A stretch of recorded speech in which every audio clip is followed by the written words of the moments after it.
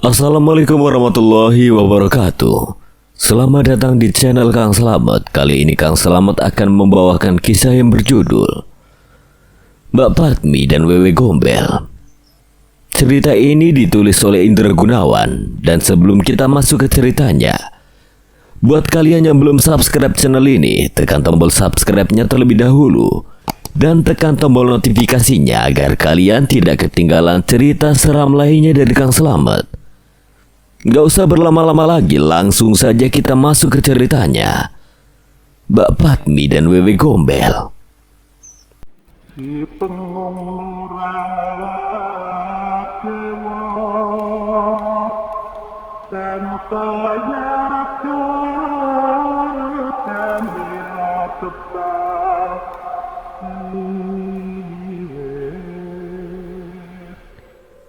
Di bawah kerimbunan pohon bambu itu nampak sesosok bayangan hitam tengah berdiri sambil menimang-nimang sesuatu dalam gendongannya. Jelas tanpa diberitahu oleh Pak Modin pun kedua pemuda itu bisa menebak bahwa sosok itu adalah Wewe Gombel yang sedang mereka cari-cari. "Bang, kesinikan bungkus itu," bisik Pak Modin lagi sambil mengulurkan sebelah tangannya ke arah Bambang. Bambang pun segera menyerahkan bungkusan yang dibawanya. Pak Modin lalu duduk bersila. Bambang dan Joko juga ikut duduk bersila. Mereka bertiga duduk melingkar mengelilingi bungkusan plastik hitam yang tengah dibuka oleh Pak Modin. Semua isi bungkusan itu dikeluarkan oleh Pak Modin lalu disusun sedemikian rupa di atas permukaan tanah. Kendi berisi ari-ari si jabang bayi, pencok bakal, kembang setaman juga dupa berisi kemenyan yang segera dinyalakan oleh Pak Modin. Harum asap kemenyan segera menguar bersamaan dengan asap yang mengepul ke udara. "Bang, Jok, kalian dengar? Saya membakar dupa ini untuk menarik perhatian dari Wewe Gombel itu. Nanti kalian bantu aku ya. Ingat, apapun yang terjadi jangan pernah takut atau lari. Kita hanya akan menukar bayi itu dengan sesajen yang telah kita siapkan ini. Mudah-mudahan Wewe Gombel itu tidak susah untuk dibujuk." Bambang dan Joko saling pandang. Apa yang barusan diucapkan oleh Pak Modin terdengar aneh di telinga mereka. Membujuk Wewe Gombel, bagaimana caranya? Iya, kalau Wewe Gombel itu bisa dibujuk, kalau enggak dan justru marah dan menyerang mereka, kan bisa gawat jadinya. Sampean yakin, Pak? Bagaimana kalau kita coba saja dulu? Kalau memang Wewe Gombel itu nggak mau dibujuk, ya apa boleh buat, kita harus rebut bayi itu secara paksa. Wah, ini lebih gila lagi. Merebut bayi dari tangan Wewe Gombel itu berarti perang dengan makhluk halus.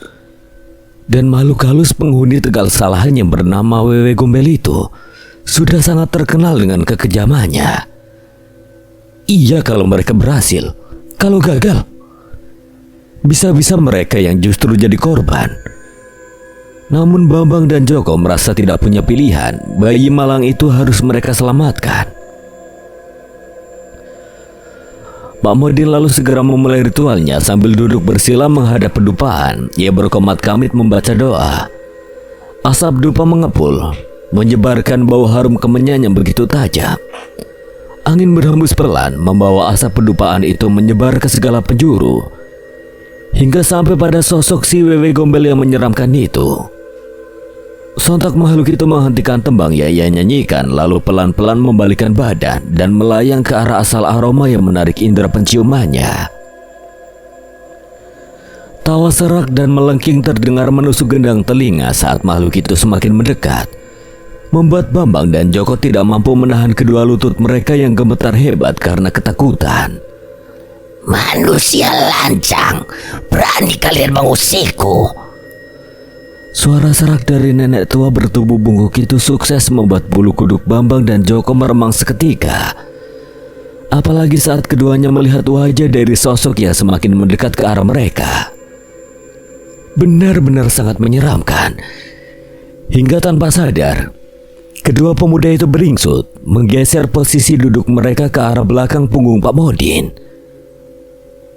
"Bukan kami yang lancang, tapi kau yang telah mengusik kehidupan kami. Kembalikan bayi itu bukan hakmu. Sosok itu kembali tertawa melengking, membuat Bambang dan Joko semakin gemetar ketakutan. Apalagi sosok itu melayang semakin mendekat ke arah mereka, hingga keduanya bisa melihat semakin jelas wujud dari sosok itu. Sosok nenek-nenek bungkuk dengan wajah penuh keriput berkerut. Rambut gimbal acak-acakan yang tergerai hingga menutupi hampir sekujur tubuhnya yang telanjang tanpa busana. Sepasang mata yang merah menyala, serta sepasang payudara yang menggelantung sampai hampir menyentuh tanah. Bayi ini sudah menjadi milikku. Sosok itu mengacungkan tongkat bambunya ke arah Pak Modin. Dan kalian jangan coba-coba untuk mengambilnya dariku, atau kalian akan bernasib sama dengan si tua bangka Atmo itu. Jadi benar dugaanku, kau yang telah menghabisi Mbak Atmo. Ya benar, aku yang telah mencekik si tua bangka itu sampai mampus, karena telah berani mencampuri urusanku. Kalian tahu aku sangat menikmati saat menyiksanya, menyiksa si tua bangka itu dan menyaksikan ia berkelojotan meregang nyawa. Apa kalian juga mau mengalami nasib seperti dia? Setan laknat. Pak Modin mengeram, berusaha menahan amarah yang mulai membuncah di dadanya. Aku sudah minta baik-baik, tapi sepertinya kau malah mau menantangku. Apa boleh buat? Akan aku ambil paksa bayi itu dari tanganmu. Apa aku tidak salah dengar? Kau anak kemarin sore yang bahkan ilmunya belum ada seujung kuku berani mengancamku. Kau sama saja mau cari mati, bocah. Tapi tidak apa-apa. Dengan senang hati aku akan melayani tantangannya itu. Kembali si Wewe Gombel terkekeh menertawakan Pak Modin yang dianggapnya hanya anak kemarin sore. Kesombonganmu sudah di luar batas, nenek peot. Memang benar ilmuku mungkin belum ada seujung kuku, tapi bukan aku yang akan melawanmu malam ini, melainkan ini. Pak Modin mengacungkan kendi berisi ari-ari bayi yang dibawanya ke arah si Wewe Gombel. Lalu dengan sigap ia membuka tutup penyumbatnya. Kabut tipis melayang keluar dari mulut kendi yang kini telah terbuka. Kabut yang semakin lama semakin menebal, meliuk-liuk di udara, lalu menggumpal membentuk 4 bayangan putih berwujud mirip manusia dengan sosok yang samar. Kaki Among, Nini Among, yang momong cabang bayi yang kini kau gendong inilah yang akan melawanmu. Pak Modin berseru tegas membuat si Wewe Gombel tercekat untuk sesaat. Makhluk itu tampak begitu terkejut, tak menyangka kalau ternyata lawan yang dihadapinya mampu bertindak sampai sejauh itu. Menghadapi manusia yang konon sedikit berilmu itu bukan masalah baginya. Namun menghadapi 4 sosok yang berhasil dibangkitkannya itu bukanlah perkara mudah. Namun nasi telah menjadi bubur. Ia merasa tidak punya pilihan lagi karena seperti dikomando, keempat sosok bayangan putih itu serempak maju ke depan, merangsek ke arahnya, lalu segera melancarkan serangan dari 4 penjuru yang berbeda. Pertarungan sengit pun terjadi. Bambang dan Joko sampai terbengong dibuatnya, seperti mimpi mereka bisa menyaksikan secara langsung adegan pertarungan sedahsyat itu, yang biasanya hanya bisa mereka lihat dalam adegan film saat di televisi. Jangan pada bengong, kini saatnya kalian ikut beraksi. Kami, Pak, apa yang harus kami lakukan? Tergagap, kedua pemuda itu menjawab hampir serempak. Apalagi rebut bayi itu saat si nenek punggung itu lengah. Iya benar saja, Pak. Masa kami harus melakukannya? Kalau bukan kalian siapa lagi? Kalian kan masih muda, bisa bergerak dan berlari dengan cepat. Masa harus aku yang sudah tua ini yang harus turun tangan? Tapi nenek itu bukan manusia, Pak. Mana serem banget lagi. Udah gitu kejam pula. Mbak Bos saja yang punya ilmu bisa dicekik sampai mati, apalagi kami yang tidak punya apa-apa ini. Makanya ku bilang tunggu sampai nenek itu lengah. Nanti begitu kalian mendapatkan bayinya, langsung bawa lari pulang ke rumah Mbak Patmi. Bambang dan Joko saling pandang sejenak. Sepertinya mereka memang tidak punya pilihan lain. Dengan mengendap-endap, keduanya lalu mendekat ke arah arena pertarungan. Pertarungan antara si Wewe Gombel melawan sosok bayangan putih jelmaan ari-ari bayi itu masih berjalan seru.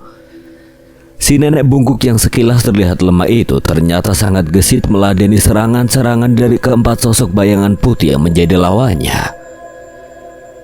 Namun setelah beberapa saat lamanya, nenek bungkuk itu nampak mulai sedikit kelelahan. Ia sedikit kerepotan karena harus bertarung sambil menggendong bayi dalam pelukannya.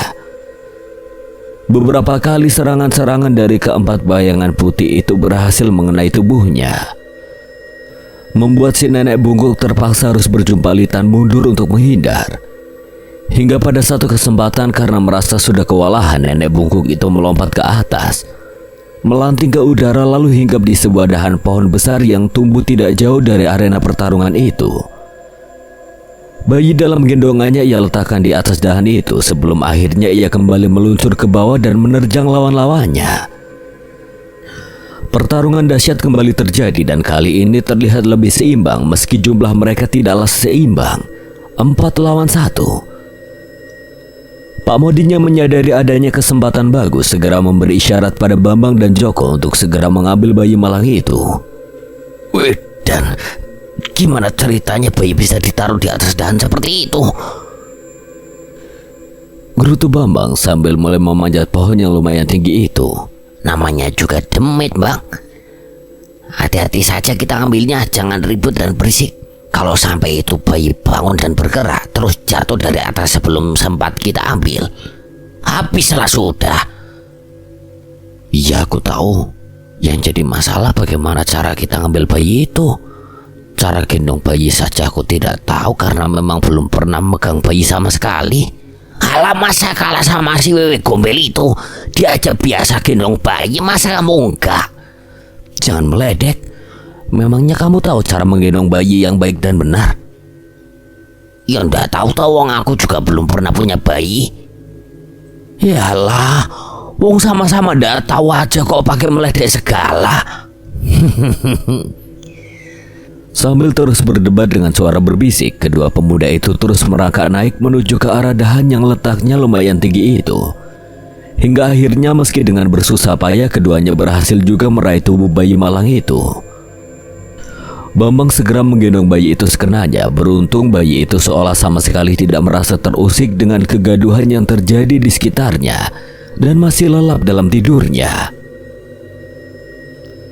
Sialnya, si nenek bungkuk sepertinya menyadari tindakan kedua pemuda itu. Sambil mengerang marah, ia menoleh ke arah Bambang dan Joko yang masih berada di atas pohon, lalu melesat dan menerjang ke arah keduanya. Pencuri tengik, kembalikan bayiku. Matilah kita, Jok. Bambang berteriak sambil mendekap bayi mungil itu erat-erat dengan sebelah tangan. Sementara tangan yang lain ia gunakan untuk berpegangan erat pada ujung dahan. Sementara Joko yang sudah tidak mampu lagi mengeluarkan kata-katanya hanya bisa pasrah sambil memeluk batang pohon dengan tubuh gemetaran. Ledakan keras terdengar saat keempat bayangan putih itu melesat dan menerjang si nenek bungkuk. Hanya sepersekian detik sebelum serangan si nenek mengenai Bambang dan Joko, si nenek terpental jauh, sementara Bambang dan Joko selamat dari maut. Selamat, selamat. Hampir serempak kedua pemuda itu berucap lalu bergerak merosot turun dari atas pohon. Cepat, Jok, buruan lompat. Lompat saja turunnya. Bambang menyadari Joko masih berada pada posisi di bawahnya cukup lambat dalam menuruni batang pohon itu. Lompat di golmu itu masih tinggi nih. Bisa patah kakiku kalau... sebentar, ini kok seperti... Alih-alih mempercepat gerakannya, Joko justru berhenti dan meraba kepalanya yang tiba-tiba terasa basah tersiram air dari atasnya. Diendusnya telapak tangan yang barusan ia gunakan untuk menyeka kepalanya. Sebelum akhirnya ia mengumpat panjang pendek begitu menyadari apa yang terjadi. Jangan kamu ngompol ya bang. Nggak usah berisik. Pak Modin sudah dapat bayinya. Teriak Bambang tanpa memperdulikan protes Joko. Pak Modin yang tanggap dengan situasi bergegas bangkit sambil menyambar kendi tempat ari-ari bayi yang berada di hadapannya. Ayo cepat kita bawa pulang.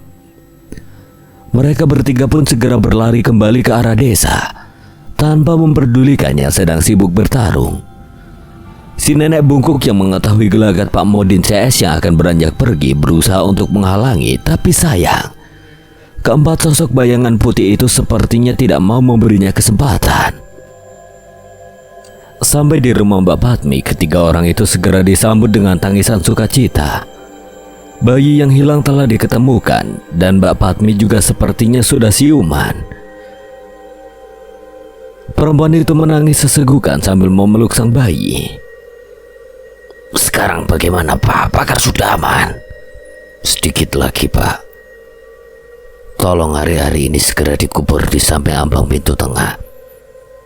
Juga tolong sediakan sapu lidi bekas, gunting kain mori putih sedikit saja, juga jarum dan benang jahit. Pak Mitro pun segera menyiapkan semua barang yang diminta oleh Pak Modin. Ari-ari si jabang bayi juga segera ia kubur di samping ambang pintu utama rumah itu. Pak Modin lalu mengambil sedikit tanah bekas galian dari lubang tempat ari-ari dikubur, lalu membungkusnya dengan kain mori dan menjahitnya sedemikian rupa hingga membentuk semacam kalung kecil dengan bungkusan kain mori berisi tanah bekas galian lubang ari-ari sebagai bandulnya. Benda itu lalu ia kalungkan pada leher si jabang bayi yang masih berada dalam pelukan Mbak Patmi. Nah sekarang sudah aman. Selama bayimu memakai kalung yang aku buat ini, insya Allah wewe gombel itu tidak akan pernah berani mengganggunya lagi. Sapu lidi bekas ini juga gunting dan jarum jahit selalu letakkan di dekat tempat bayimu kau tempatkan. Alhamdulillah. Semua mengucap syukur setelah mendengar ucapan Pak Modin itu. Masalah keluarga Pak Mitro sepertinya sudah berhasil diatasi.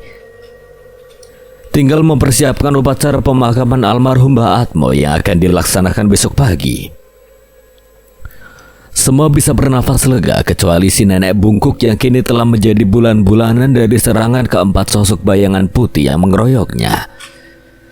Nenek itu telah babak belur dan akhirnya memilih untuk melarikan diri karena merasa percuma saja kalau ia meneruskan pertarungan ini.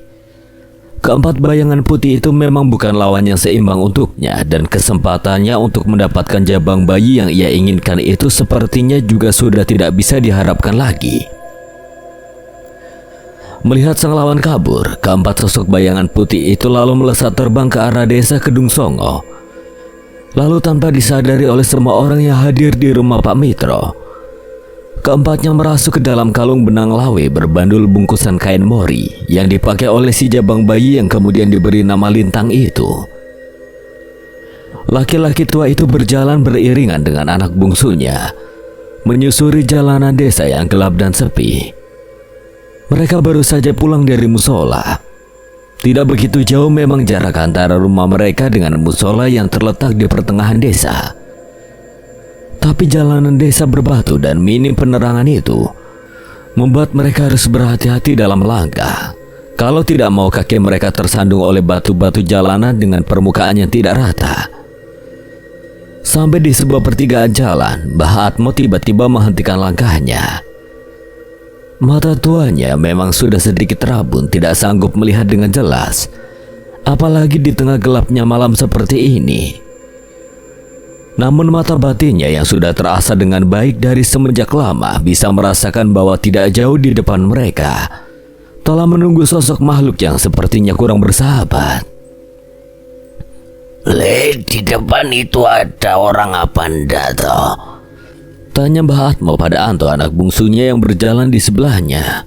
Di mana Pak? Di bawah pohon sawo itu Oh itu bukan orang Pak, tapi ikatan batang singkong yang disandarkan di batang pohon sawo. Memang yang ia lihat di bawah pohon sawo itu adalah seikat batang singkong yang disandarkan pada batang pohon itu. Pasti sang ayah mengira kalau ikatan batang singkong itu adalah orang yang tengah berdiri di bawah pohon. Anto maklum, mata tua ayahnya memang sudah tidak bisa melihat dengan jelas dalam kegelapan. Walah, tak kira orang. Kok kurang kerjaan banget malam-malam begini nyadar di bawah pohon gitu. Itu bukan orang, Pak, tapi ikatan batang singkong.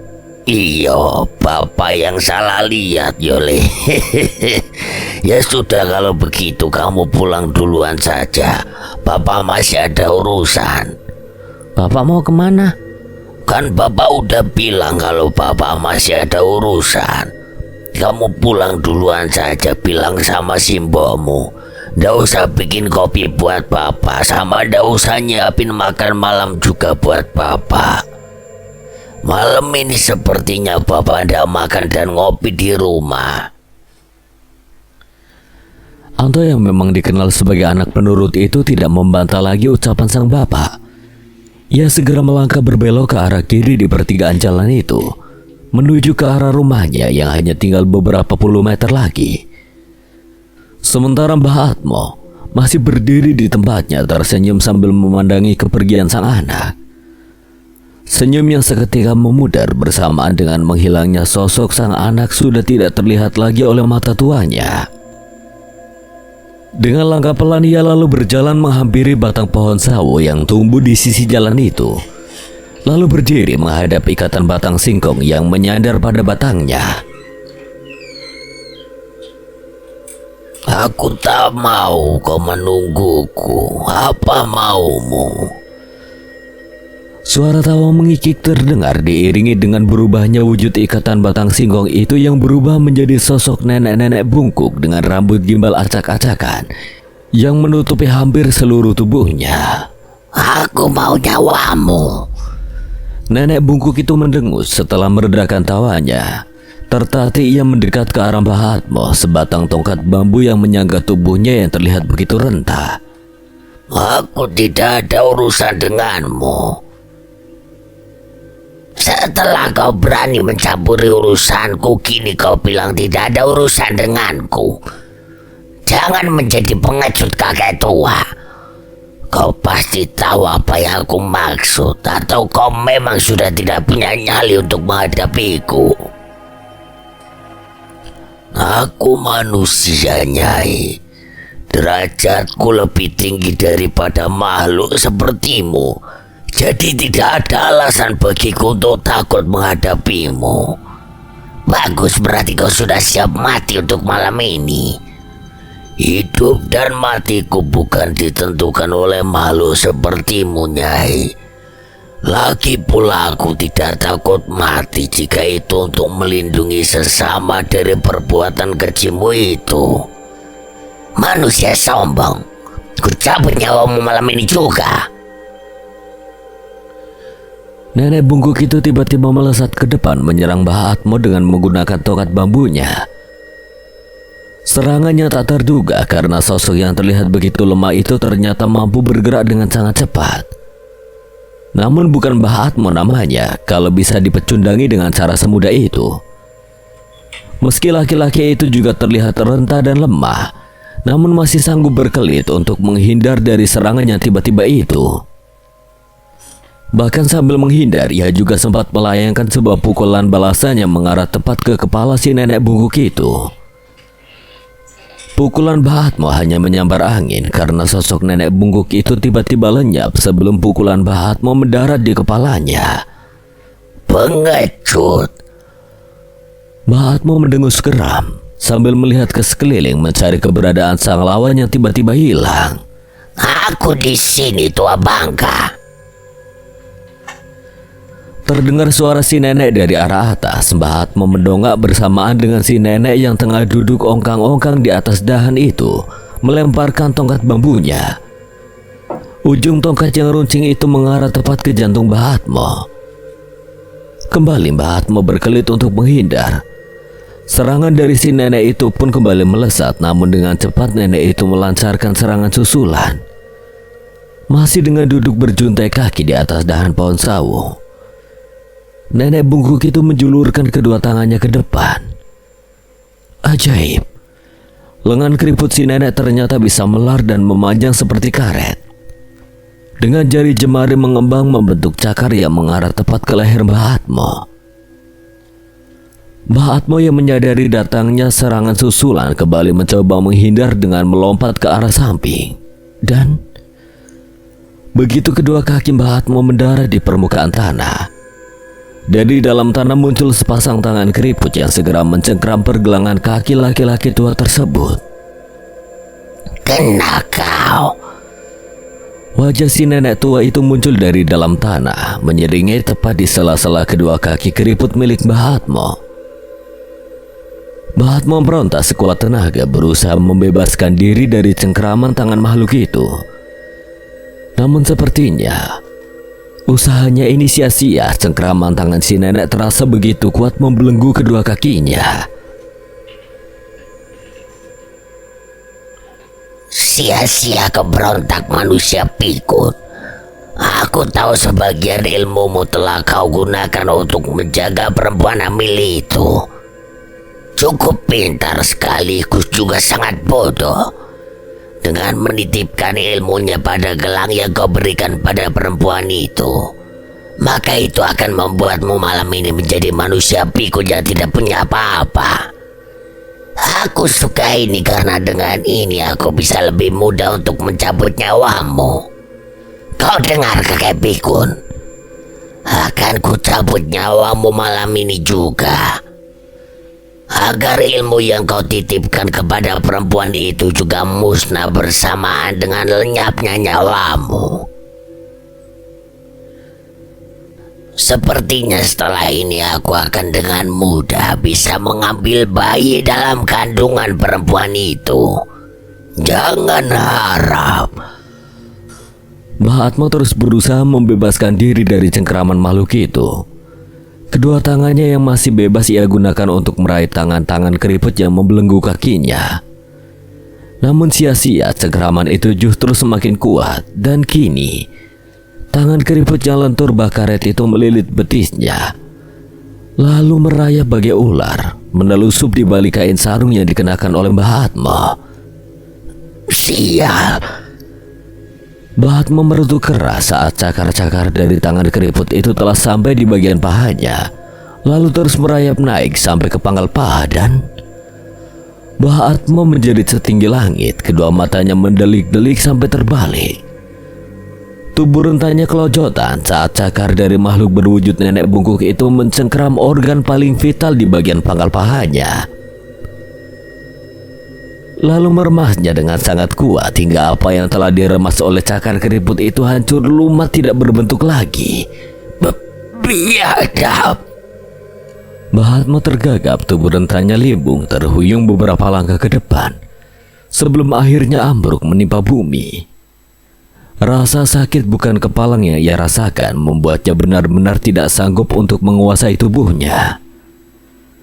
Si nenek tua bungkuk kembali tertawa mengikik. Tubuh rentanya kini merayap di atas permukaan tanah, mendekat ke arah Mbah Atmo yang tidak berdaya. Bagaimana rasanya tua bangka? Sangat menyenangkan bukan? Kau iblis terkutuk. Dengan sisa-sisa kesadarannya, Mbah Atmo berusaha beringsut mundur, menjauh dari sosok yang merayap mendekat ke arahnya. Sambil terus tertawa mengikik, nenek bungkuk itu kembali menjulurkan tangan lenturnya ke depan. Tangannya yang melar memanjang itu lalu mencengkeram leher Mbah Atmo yang sudah tidak kuasa untuk menghindar lagi. Hanya kedua tangannya yang masih bisa bergerak dengan bebas yang bisa ia gunakan untuk menahan gerakan tangan si nenek. Usaha yang sia-sia karena tenaganya sudah terkuras habis, tidak mampu menahan gerakan tangan si nenek yang semakin kuat mencengkeram lehernya. Nafas laki-laki tua itu tersendat. Kedua matanya mendelik seolah hendak melompat keluar dari rongganya. Mulut keriputnya menganga lebar dengan lidah panjang menjulur keluar. Kedua kakinya kelojotan menahan siksa dari ajal yang telah siap untuk menjemputnya. Hingga akhirnya tubuh renta itu pun terkulai lemas seiring dengan suara berderak dari tulang leher yang remuk akibat cengkeraman tangan si nenek. Sambil terus tertawa mengikik, nenek bungkuk itu lalu membawa jasad Mbah Atmo melesat terbang, lalu menghempaskannya di atas pembaringan yang ada di rumah kakek tua itu, tanpa ada seorang pun penghuni rumah yang menyadarinya. Berterima kasihlah padaku, tua bangka. Setidaknya aku masih berbaik hati untuk mengantar mayatmu pulang. Sepeninggal bapaknya, Mbak Patmi masih sibuk mencari-cari celana dalamnya yang hilang. Satu persatu tumpukan pakaian di atas dipan ia lipat dan ia bereskan. Namun sampai lembar terakhir dari tumpukan pakaian itu selesai ia bereskan, apa yang ia cari tidak kunjung ia temukan juga. Lelah mencari, akhirnya Mbak Patmi beranjak dari duduknya. Jarum jam yang menggantung di dinding sudah menunjukkan pukul 10 malam. Sudah larut. Pantas saja suasana terasa begitu sepi. Simboknya telah masuk ke dalam kamar semenjak tadi. Perempuan tua itu mungkin sudah terlelap di buai mimpi setelah lelah seharian bekerja di ladang tadi. Begitu juga dengan kedua adiknya. Mbak Patmi melangkah menuju dapur lalu membuka pintu tembus yang mengarah ke kebun belakang rumah, di mana bangunan sumur dan kamar mandi berada. Perempuan muda itu bermaksud hendak membersihkan diri sebelum beranjak tidur. Di desa itu memang rata-rata letak sumur dan kamar mandi berada di luar rumah. Diterangi bias sinar remang dari lampu bahkan berkekuatan 5 watt, Mbak Patmi pun lalu masuk ke kamar mandi. Sial bagi perempuan itu, bak mandi sepertinya dalam keadaan kosong. Pasti ini kerjaan Parno atau Parni, kedua adiknya itu. Terkadang memang suka malas mengisi kembali bak mandi setelah menggunakannya. Sambil menggerutu pendek, Mbak Patmi lalu kembali keluar dari kamar mandi. Diraihnya timba yang menggantung tepat di atas bibir sumur, lalu mengereknya ke bawah. Suara katrol yang telah berkarat terdengar berderit menusuk indera pendengaran. Agak lama barulah ember timba itu menyentuh permukaan air di dalam sumur. Di saat musim kemarau seperti ini, rata-rata sumur di desa itu memang nyaris kering. Butuh tenaga ekstra untuk menarik ember dari dalam sumur dengan menggunakan tali karet yang terhubung dengan katrol yang tergantung pada palang di atas lubang sumur. Titik-titik keringat mulai membasahi wajah Mbak Patmi saat ember penuh air berhasil ia tarik sampai ke atas. Segera Mbak Patmi membasuh wajah, kaki dan juga kedua tangannya dengan air yang telah berhasil ia timba itu. Segar rasanya. Angin malam yang bertiup semilir mengusap wajah perempuan itu terasa sedikit dingin. Segera Mbak Patmi mengeringkan wajahnya dengan handuk lalu beranjak untuk kembali masuk ke dalam rumah. "Mbak." Terkejut Mbak Patmi berseru lirih saat sekilas melihat sosok bayangannya menyelinap masuk ke ruangan dapur melalui pintu yang sengaja ia biarkan terbuka lebar itu. Tak ada jawaban. Gegas Mbak Patmi melangkah masuk ke ruang dapur, lalu mengedarkan pandangannya ke seluruh sudut ruangan itu. Tidak ada sosok simboknya, bahkan tidak ada sosok siapapun di ruangan itu. Lalu siapa yang barusan masuk tadi? Masa iya aku yang salah lihat sih? Batin Mbak Patmi. Masih diliputi perasaan heran, Mbak Patmi buru-buru menutup dan mengunci pintu tembus dari arah dapur yang menuju ke arah sumur. Bergegas pula perempuan itu masuk ke dalam rumah, lalu menutup dan mengunci pintu penghubung antara ruang dapur dan bangunan rumah utama.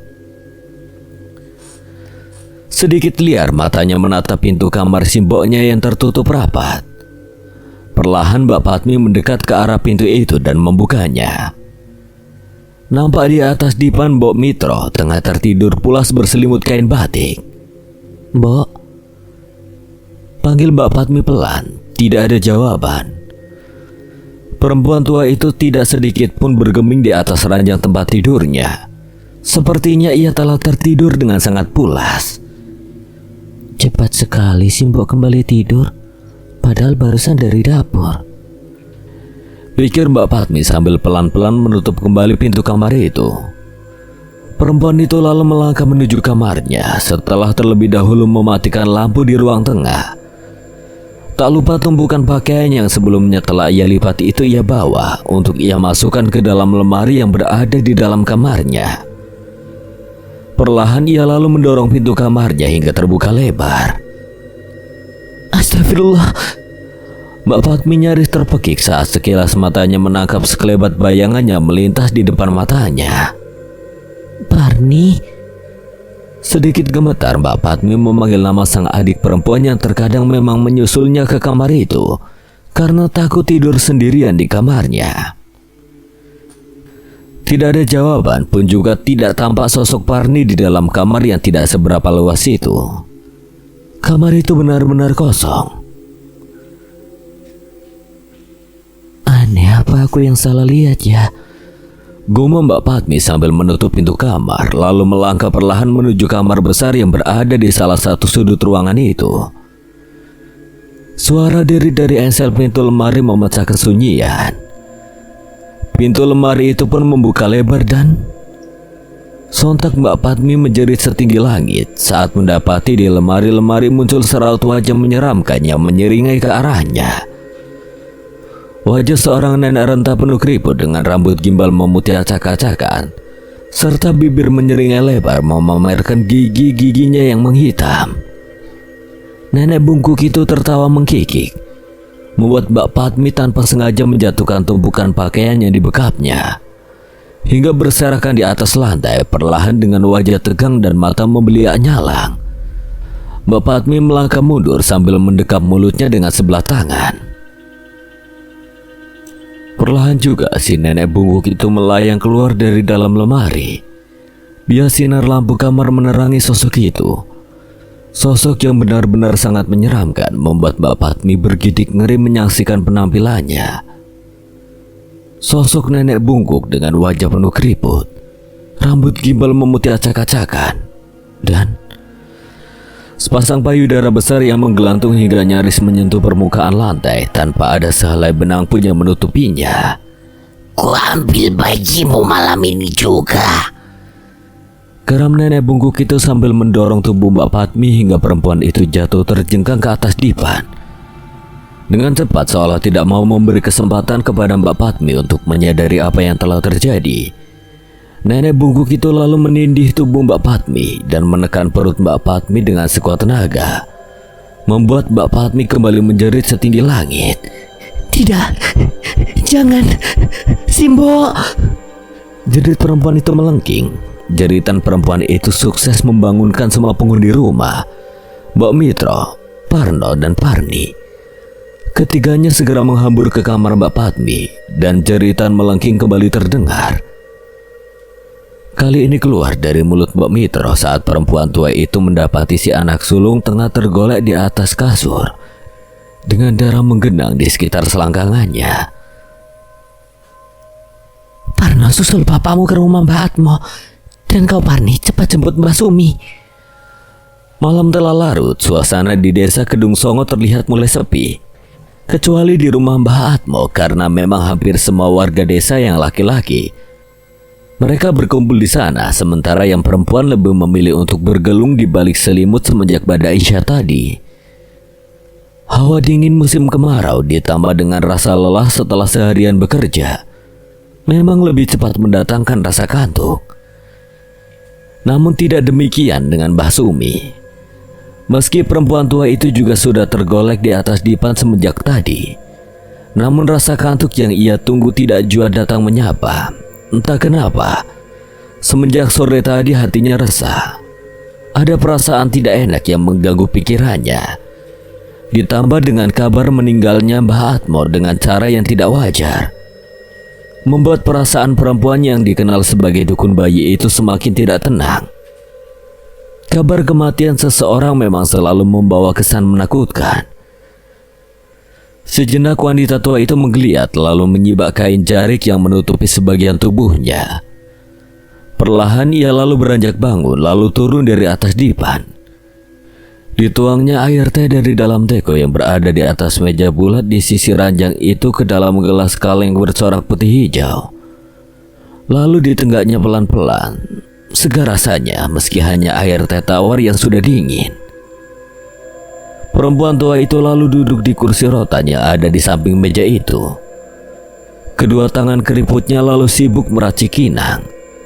Selembar daun sirih ia campur dengan kapur sirih dan gumpalan gambir. Lalu ia kunyah dengan perlahan sambil menyandarkan punggungnya pada sandaran kursi yang ia duduki. Suara ketukan pintu dari ruang depan mengejutkan perempuan itu. Siapa yang bertamu malam-malam begini? Seingatnya tidak ada warga yang hamil tua di desa ini kecuali Mbak Patmi yang menurut perhitungannya masih sebulan lagi untuk tiba waktunya melahirkan. Sebagai seorang dukun bayi yang sudah cukup ternama, sudah biasa Mbak Sumi kedatangan tamu di waktu yang bukan saatnya untuk bertamu. Dan biasanya mereka yang datang itu membutuhkan bantuan untuk menolong orang yang hendak melahirkan. Sinten ge? Mbak Sumi berseru sambil melangkah tertatih menuju ruang depan. Kula Parni, Mbah. Suara anak perempuan terdengar dari balik pintu. Mbak Sumi pun segera membukakan pintu untuk tamunya itu. Ada apa, Nduk? Tanya Mbak Sumi sambil membicingkan mata tuannya. Suasana gelap di luar sedikit mengaburkan pandangannya. Anu Mbah, disuruh Simbok buat jemput Simbah. Mbak Patmi sepertinya mau melahirkan. Lo bukannya baru 8 ya? Nggak tahu Mbah, tapi Mbak Patmi sudah kesakitan tuh. Makanya Simbok nyuruh saya kemari buat jemput Simbah. Walah ya sudah, tunggu sebentar ya. Simbah tak siap-siap dulu. Mbak Sumi kembali masuk ke dalam. Tak butuh waktu lama baginya untuk mempersiapkan apa yang harus ia bawa saat akan menolong orang yang hendak melahirkan. Kurang dari 5 menit, perempuan tua itu sudah berjalan tertatih menyusuri jalanan desa yang sunyi, dengan ditemani oleh Parni yang mengekor di belakangnya. Rumah Mbak Sumi dan Pak Mitra tidak begitu jauh. Kurang dari 10 menit, mereka berdua telah sampai di rumah yang dituju. Tanpa banyak basa-basi, setelah dipersilakan masuk, Mbak Sumi segera menuju ke kamar Mbak Patmi. Namun baru saja ia menginjakkan kaki di ambang pintu kamar itu, langkahnya berhenti, mata tuanya kembali memicing, menyaksikan pemandangan ganjil yang terpampang di hadapannya. Nampak Mbak Patmi tengah terbaring meronta-ronta di atas tempat tidur. Kedua tangannya memegangi perutnya yang buncit. Mulutnya meracau tidak karuan, dengan kepala menggeleng-geleng keras ke kiri dan ke kanan, membuat rambutnya yang lebat panjang itu berantakan tak beraturan. Sebagai seorang dukun bayi yang sudah sangat berpengalaman, sedikit banyak Mbak Sumi juga memiliki kelebihan dalam ilmu kebatinan, dan ia merasakan ada sesuatu yang tak beres dengan perempuan di hadapannya itu. Sejenak perempuan tua itu memejamkan mata sambil mulutnya komat kamit merapal mantra. Benar saja begitu Mbak Sumi kembali membuka matanya, maka tahulah ia apa yang sebenarnya terjadi dengan Mbak Patmi. Ada sosok samar yang tengah menduduki tubuh Mbak Patmi. Sosok nenek tua bungkuk berambut gimbal acak-acakan itu tengah menekan perut Mbak Patmi dengan sekuat tenaga, seolah berusaha memaksa keluar janin yang berada dalam perut Mbak Patmi. Ampun, ampun. Jeritan Mbak Patmi memecah kesunyian malam. Pergi kamu, tinggalkan perempuan itu. Mbak Sumi menghardik sambil melangkah masuk ke dalam kamar, membuat Mbak Mitro yang mendengar hardikannya heran bukan kepalang. Siapa yang disuruh pergi oleh si dukun bayi ini? Si Wewe Gombel mengeram sambil menelengkan kepalanya, memperlihatkan wajah buruknya ke arah Mbak Sumi. Hanya sesaat karena seolah merasa tak terganggu dengan kehadiran Mbak Sumi, makhluk itu kembali sibuk menekan perut Mbak Patmi. Kesal karena merasa diacuhkan, Mbak Sumi mendekat ke sisi ranjang dengan sebelah tangan mengangkat tinggi-tinggi sapu lidi bekas yang ia bawa dari rumah, siap untuk disabetkan ke tubuh sosok mengerikan itu. Namun perempuan tua itu sepertinya sedikit terlambat, baru 2 langkah yang mendekat. Mbak Patmi tiba-tiba melegu dahsyat dengan tubuh mengejang hebat. Sosok Wewe Gombel itu sepertinya telah berhasil membetot keluar si jabang bayi dari dalam kandungan Mbak Patmi. Perempuan malang itu pun jatuh pingsan, sementara Mbok Mitro yang tidak menyadari apa yang telah terjadi sebenarnya. Ia berteriak panik. Si Wewe Gombel segera menyambar si jabang bayi dan mendekapnya di depan dada. Dan Mbah Sumi telah berhasil menguasai rasa keterkejutannya, berusaha menahan sosok yang siap untuk kabur itu. Letakkan bayi itu atau... Tak mau memberikan kesempatan, sosok Wewe Gombel itu dengan cepat melesat dan menerjang Mbok Sumi yang tengah mendekat ke arahnya. Ia tidak sempat menghindar. Tubuh perempuan tua itu pun tak ayal terpental ke belakang dan menghantam salah satu sisi dinding kamar, sebelum akhirnya terhempas ke lantai dalam keadaan tak sadarkan diri. Si Wewe Gombel lalu melesat keluar dari jendela yang terbuka lalu menghilang di telan kegelapan.